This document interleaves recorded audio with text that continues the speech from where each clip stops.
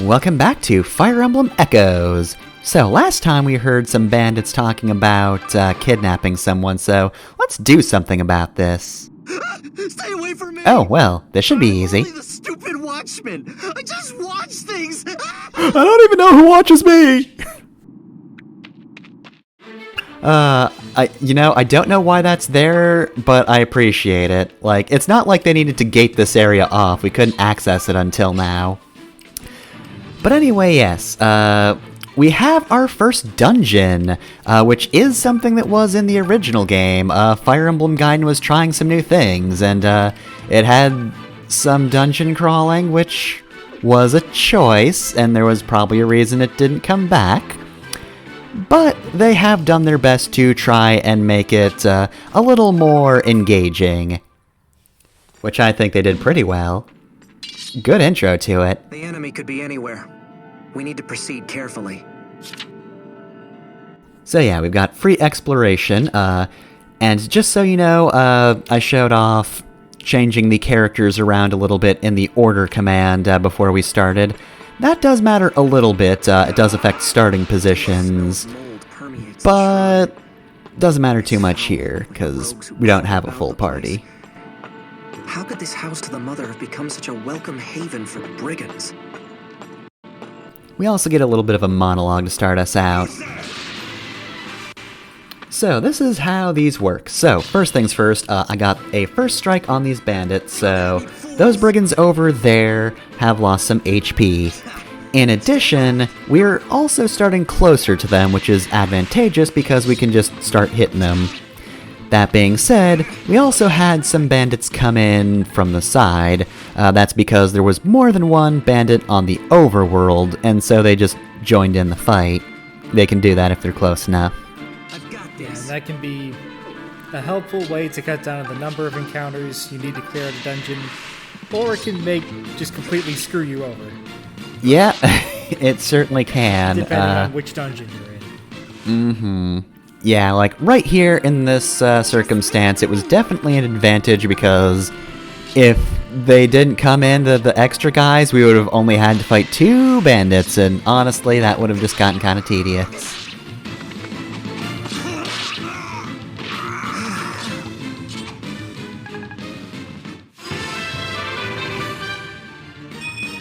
I can tell I'm getting stronger.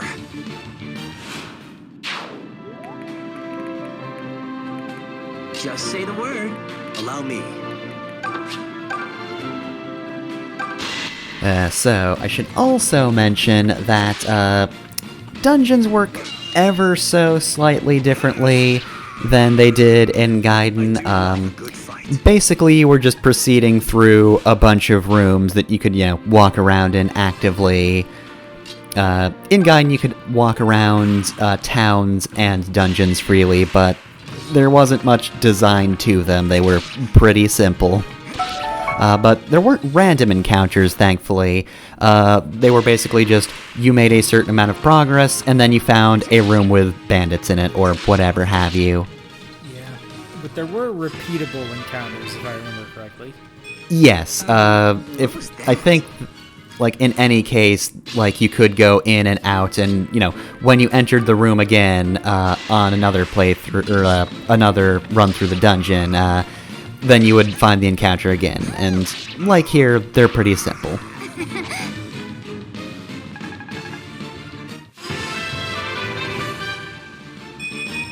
It's nice to Jeez.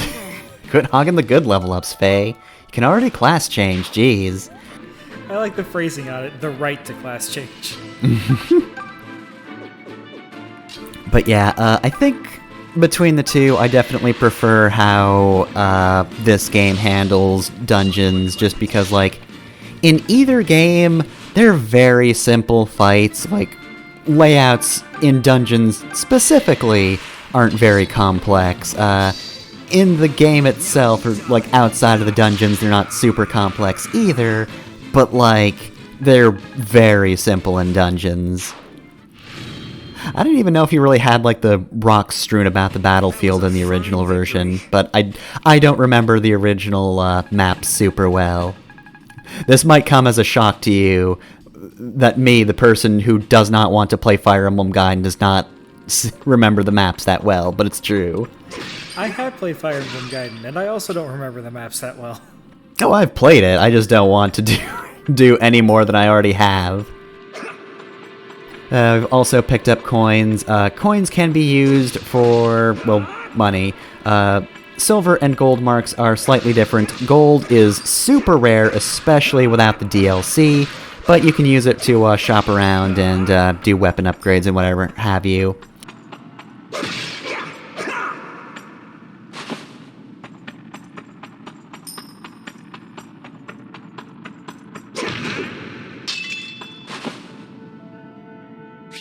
We also picked up a sword from the treasure chest, which is going to be handy.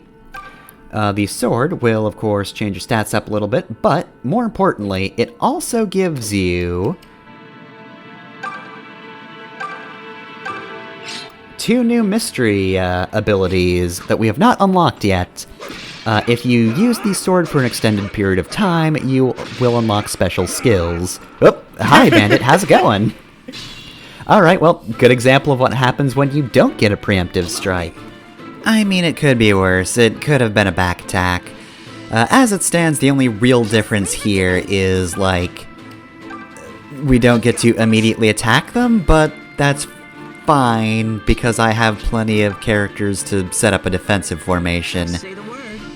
But, yeah, I think I would say this is definitely better than how Gaiden did it. I mean, it's way more dynamic than in that game, because otherwise it was just a big square you fought in.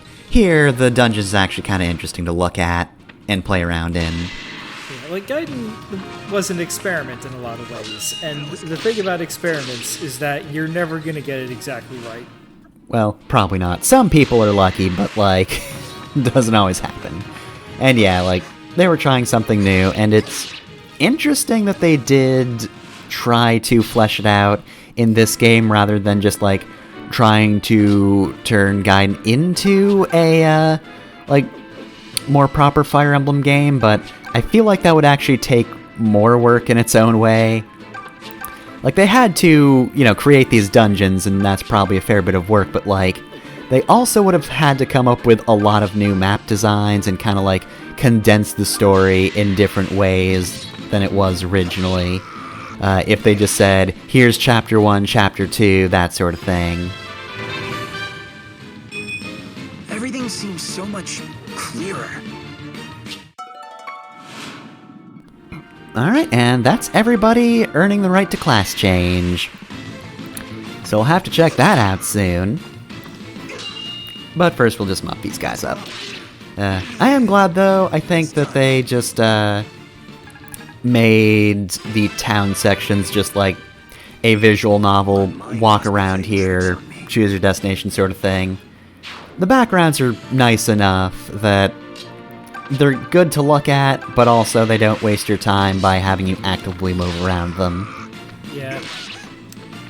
Which is odd, because Three Houses ended up taking the opposite approach. Yeah, it works pretty well there, though there's also a good amount of quick travel as well, so...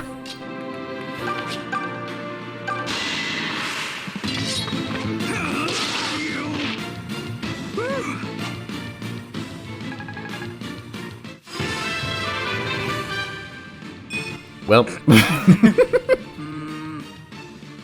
that just happens sometimes. A lot of times. A lot of times. You make it look easy, Om. I'm pretty sure they did alter some growth rates, but like just so that nobody got resistance screwed. Mm-hmm.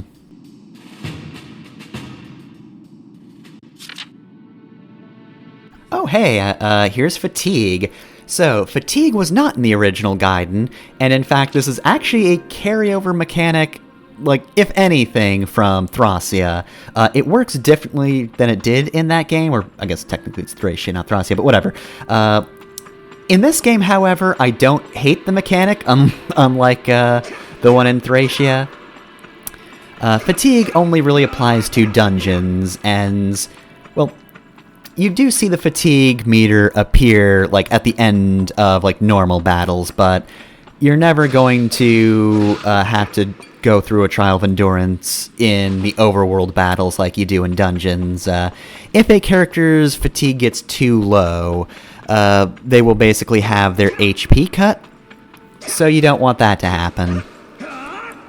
It's just like a temporary debuff, and not just you get damaged, but yeah.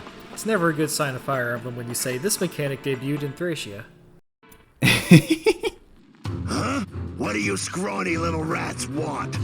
You got nerve barging in here, just as I was getting to the main event. I was gonna class change, I Be was. creative about it. Be creative. I want you to be artsy about this one. Alright, so a little more about fatigue.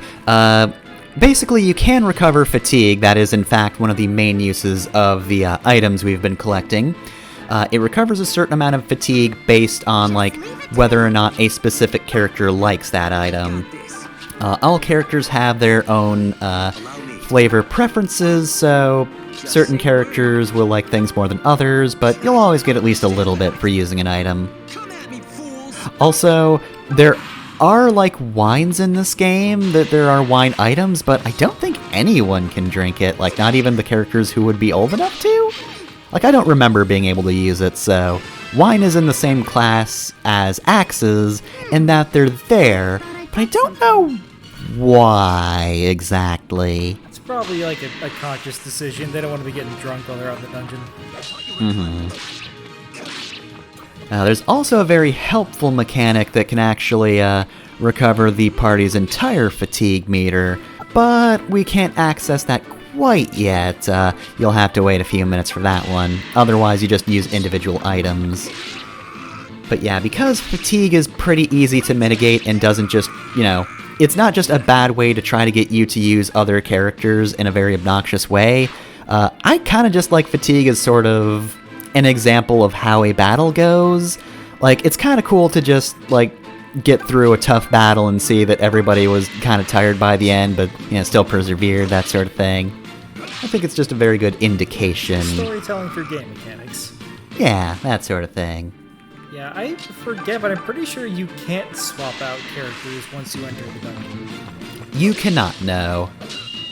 You can leave and come back, but that will also reset fatigue anyway, so yeah, that doesn't matter much. Oh, and it should be obvious, of course, but the more damage you take, that's what actually drains fatigue, which means the fact that everybody takes 1 damage for being hit does kind of matter. It won't drain super fast from that, but it still means you have to actively think about that with defensive characters. Another thing I wanted to ask regarding the food items.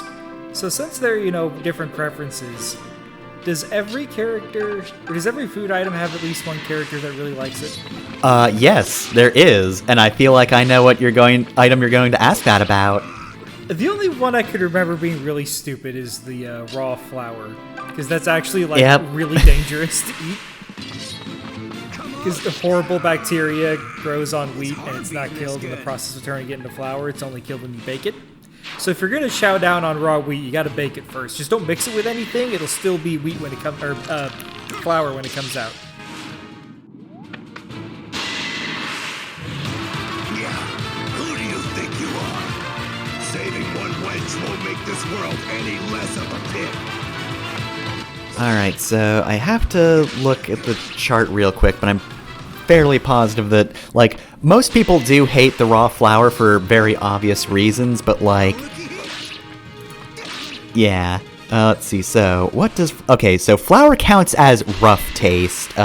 So let's see who likes rough so far. Does anybody, well, apparently, he sort of likes it. He's kind of neutral on it. Tobin, though, loves it. He loves rough flavors, so he would like the flour. And this game is Japanese, so I'm going to assume all of the men just hate sweets for some stupid reason. No, actually. Oh. Finally, somebody with a functioning tongue got to determine tastes for characters. Yeah, so there is actually a food category called yucky that literally nobody likes. That's the one category that everybody will always hate, but oddly enough, raw flour, not one of them. Like, I just... I bring up the raw flour because I learned that's the dangerous part of cookie dough, not the raw eggs. Raw eggs aren't smart to eat raw in, like sustained capacity, I guess. But, like, there was a fitness trend a while ago that eating raw eggs would give you more protein. It's not true. Cooking eggs brings out more protein. But, like, people used to eat a lot more raw eggs, and, like, it was relatively fine. No, it's the flour that's not been cooked that will just murder you.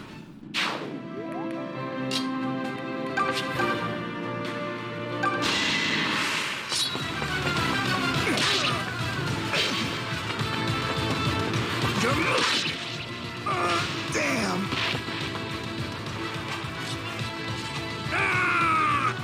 Damn you! Damn you. Damn line.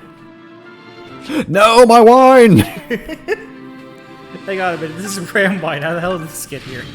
He stole it from the village. But, like, no brigands have made it to You the make village. it look easy, Alm. Look, they're right outside of there. They can just fucking pick up whatever they want. Somebody leaves a wine outside. A bunch of teens drink in, like, right outside the walls. They can get it. This is, like, the only thing that man has Miss, paid for in are his you life, alright? and it's what we took back. Say something. He just walked into the village and bought it with his own money, and then we just took it back. I mean, it's not like he's using it. You're in a shrine. Some brigands kidnapped you and took you here. Don't worry, they're gone. We murdered them We all. dealt with them before they could do you any harm. I see. Thank you, sir. After those ruffians seized me, I passed out. By the way, I should point out, I don't want to think about it. as much as Tobin likes rough flavors, apparently Silk really likes them, so she'd love a bag of flour right now. She did just say she came from a priory, so she's used to, like, not having a lot to eat. What brings a woman of the cloth like you so far from home? My mission. I nearly forgot. I must find a man named Sir Myson. Are we far from Ram Village? Oh, we've already been through this, Silk. He probably don't want to talk to you. What? You're Sir Myson's grandson? May I see that mark on your left hand? What, this? Sure. Pretty strange for a birthmark, huh? It's very That's not even the distinct. weirdest part. A long time ago, a girl in my village had the same mark on her hand. This is two things that got brought back for Three Houses. I'm starting to think that Echoes was What is it, Silk? not so much a remake of Gaiden as was a prototype for Three Houses. Here. Well, please take I this. mean, All right, but that was also Fates as what well. is it? Oh, that was... It's called Mila's I guess it's a Turnwheel. common It's a relic fiction that thing contains to have, some like, of the really... Earth Mother's Well, no, I meant Fates I believe was a it will bring prototype. peace to you. Everything it Sure. did, Three Houses just You did were better. supposed to give this Okay, to I thought we my were talking about grandfather, specifically right? the birthmark thing. No, Nah, this nah. is definitely for you. Now that you have left your village and embarked upon an auspicious journey, the Turnwheel would become. That being a said, vital though, tool during here's a the trials thing ahead. that wasn't in Fates, but is in Three Houses because it's a good idea. Or something similar to it. How do you use it? This is Mila's Turnwheel, and this is a very ominous thing to When say. the time is right, the Turnwheel will give you a sign. Oh, Is the Turnwheel like a wacky I'm not sure I sidekick understand, character, but I'll take your or... It'll just shout, "Now, Olm!" whenever it's time to use it. It appears that Mother Mila already wishes to show you something. the turnwheel. It's glowing. Now, Olm! I got some cool shit to show you. Look at this. Everybody's fucking dead, Alm. Isn't this rad? This is your fault also. This is our kingdom? What happened here? It literally is. This is the game over screen, actually. Anyway, see ya. Sir Olm, what did you see? It was so clear. Somehow there's like a mass graveyard, even though the implication, I think, is that, like, everybody died, so I don't know who did all the graves, but, like, whoever did was dedicated, but also probably dead? Probably? Or what once was. Her power is sight. I mean, I can see, too. What's so special about that? Going to The power happen? is sight. This is in Something opposition to that could Duma's power, happen. which is taste. If the vision He's was just still a super boding, taster. It's, perhaps it it's was not a actually sign. that good A of sign a that thing the to mother have wishes happen for to you. you to take action in order to prevent it.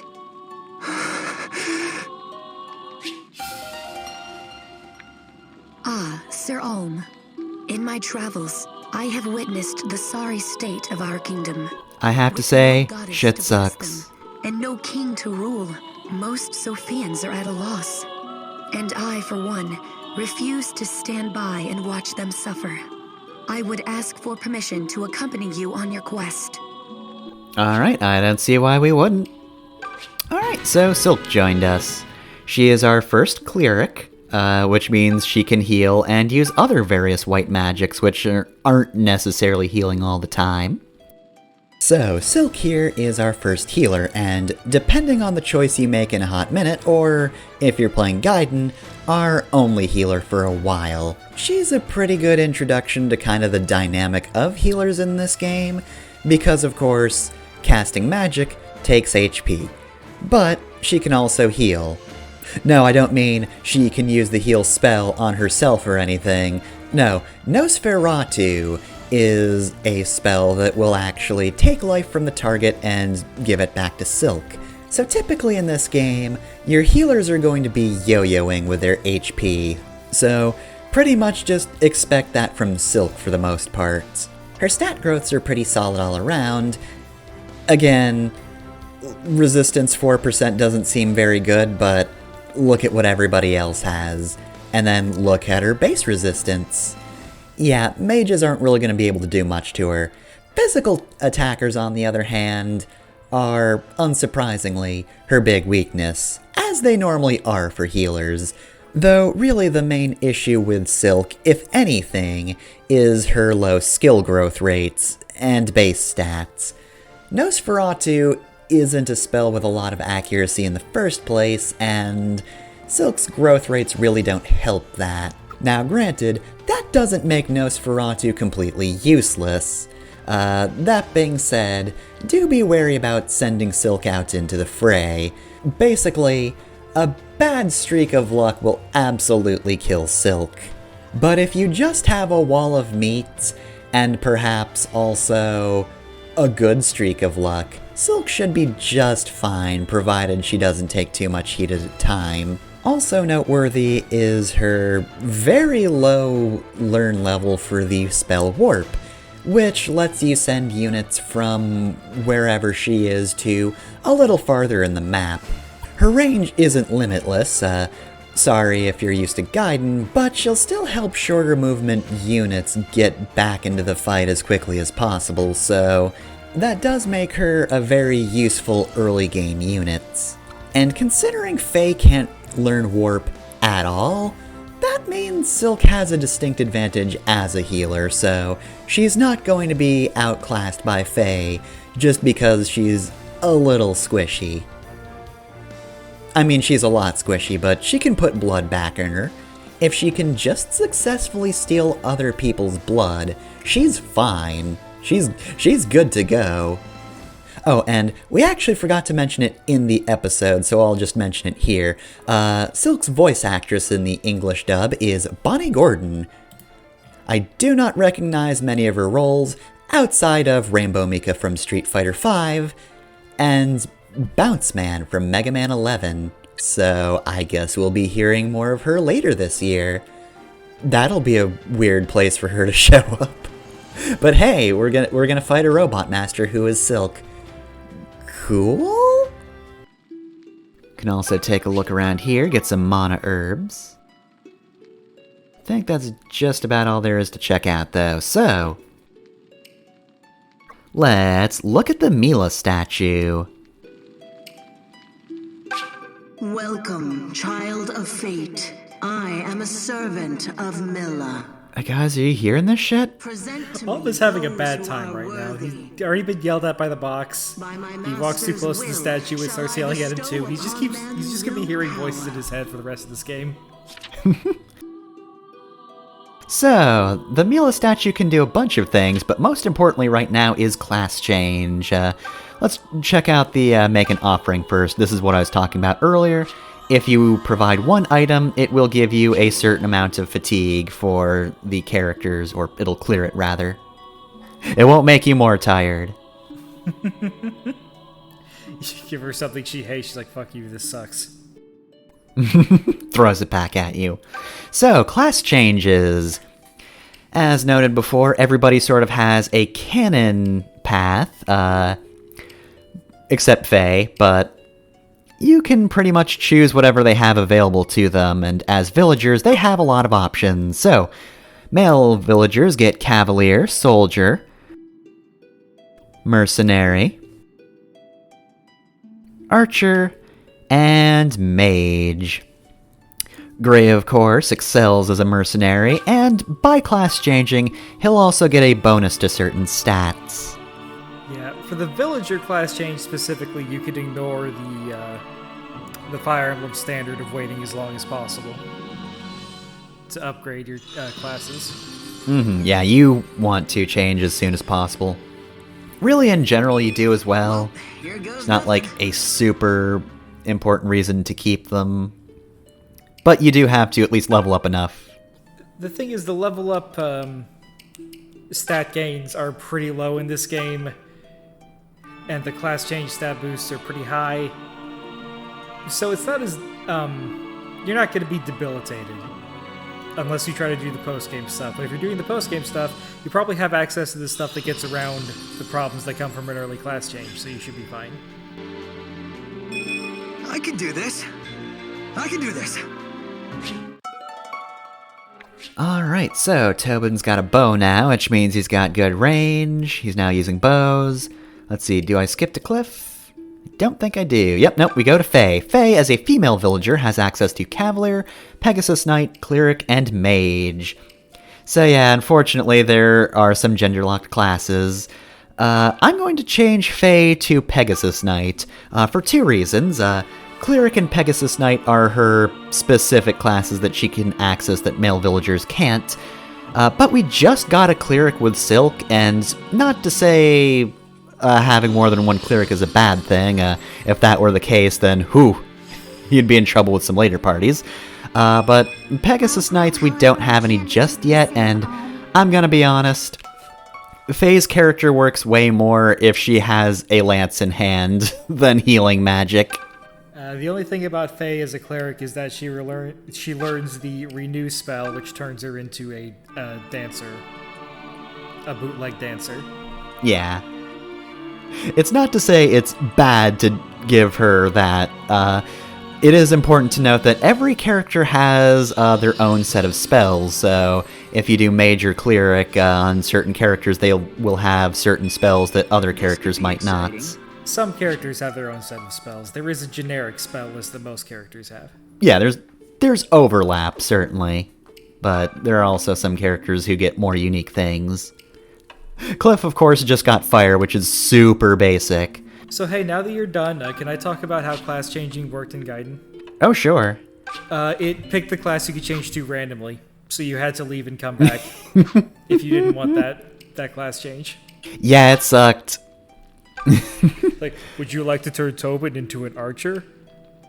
Wait, that's what you do want. Would you like to turn Robin into a cavalier? No. Would you like to turn Robin into a mercenary? No. No. Would you like to turn Robin into a cavalier? God damn it, game! Yeah, the good news is that's, of course, only a problem for villagers, so it's not like it's going to be a pervasive problem throughout the game, because once you're set on a class line, you're set unless you are able to reset, and of course, certain characters just will have their own class lines. Cough, cough, Alm.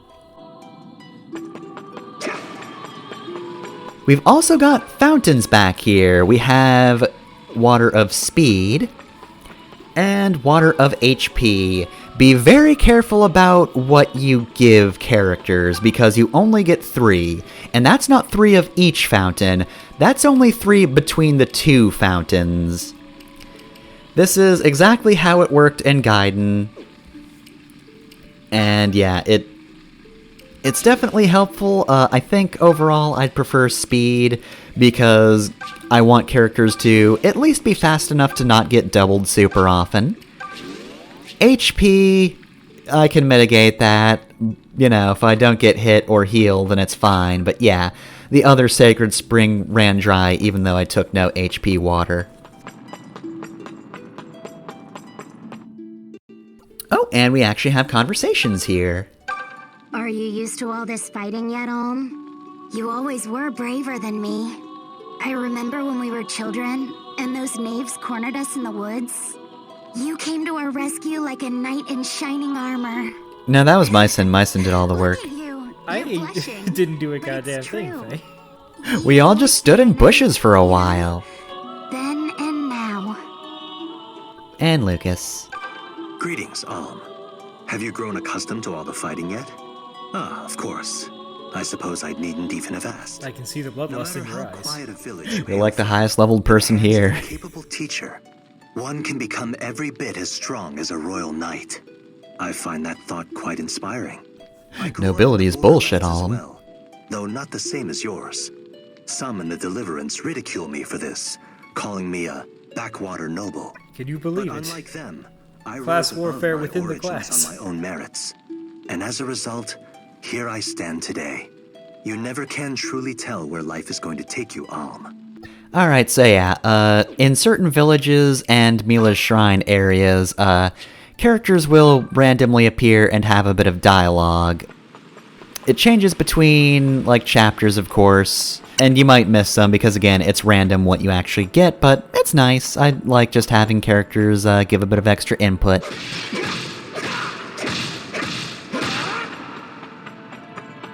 But, yeah, that's Mila's Shrine, or the Thieves' Shrine as it is now. Very short dungeon. It's pretty much just a straight walk to the boss with a secret passage to the side, but, we might be done here. Oh god, graphical glitch. Oh no. What is happening? 3DS emulation. But yes, we will soon be very familiar with this shrine, even if it is simple.